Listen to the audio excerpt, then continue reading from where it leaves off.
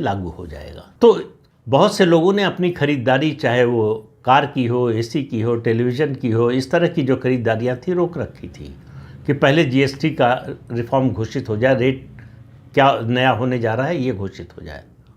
हर वर्ग को सहूलियत दी गई है, कमज़ोर वर्ग को, किसानों को, व्यापारियों को, मिडिल क्लास को, सबको सहूलियत दी गई है। सबके लिए चीज़ें आसान और सस्ती होने जा रही हैं। लेकिन मेरा कहना है कि ये रिफॉर्म मैं इसलिए बड़ा मानता हूँ कि ये जो सिलसिला शुरू हुआ था 2016 में, जब प्रधानमंत्री ने नोटबंदी की घोषणा की थी, उसमें ब्लैक मनी को निकालना तो एक उद्देश्य था ही, लेकिन बड़ा उद्देश्य जो था वो इकॉनमी को फॉर्मलाइज करना, इनफॉर्मल से फॉर्मल सेक्टर में लाना। अब उसका असर क्या होता है? इनफॉर्मल से फॉर्मल, इनफॉर्मल में कैश ज़्यादा चलता है।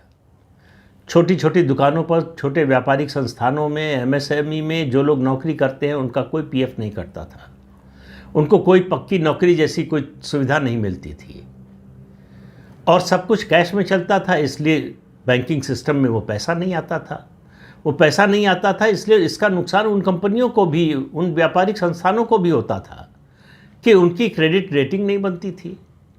बैंक में आपके पास पैसा होगा, आपका ट्रांजैक्शन होगा, बैंक आपको कर्ज देते समय एक ही बात देखता है, आपके पास कर्ज लौटाने की शक्ति है कि नहीं, ऐसी आमदनी है कि नहीं। ये नोटबंदी के बाद से जो सिलसिला शुरू हुआ फॉर्मलाइजेशन का, उसने ये काम कर दिया।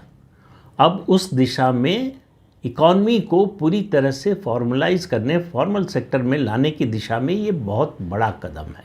ये जो जीएसटी के 2 स्लैब किए गए हैं, रेट कट किया गया है, इसका फ़ायदा आने वाले दिनों में सबसे ज़्यादा होगा हमारे एमएसएमई सेक्टर को। अब बहुत से लोगों का कहना है कि ये ट्रम्प का टैरिफ आया इसलिए हो गया। पिछले 6 महीने से राज्यों से केंद्र सरकार इस पर बात कर रही थी, और एक अपने देश में महानायक हैं जिनका नाम राहुल गांधी है, उन्होंने कहा हमारे दबाव के कारण हो गया। अब आप इस बात को ज़रा सा एक उदाहरण दे रहा हूँ, उससे समझिए। अभी खेतों में धान की फसल है, मैं आज से बोलना शुरू करूं कि गेहूं का बीज क्यों नहीं डाल रहे, गेहूं की फसल कैसे होगी, गेहूं कैसे पैदा होगा, धान की फसल कटेगी, उसके बाद खेत तैयार करेगा किसान, तब गेहूं का बीज डालेगा। तो मैं कहूँगा देखिए, मैंने दबाव न डाला होता तो गेहूं का बीज न डालते। तो वही राहुल गांधी का कहना है कि मैंने दबाव डाला, मतलब गलतफहमी के बादशाह हैं राहुल गांधी।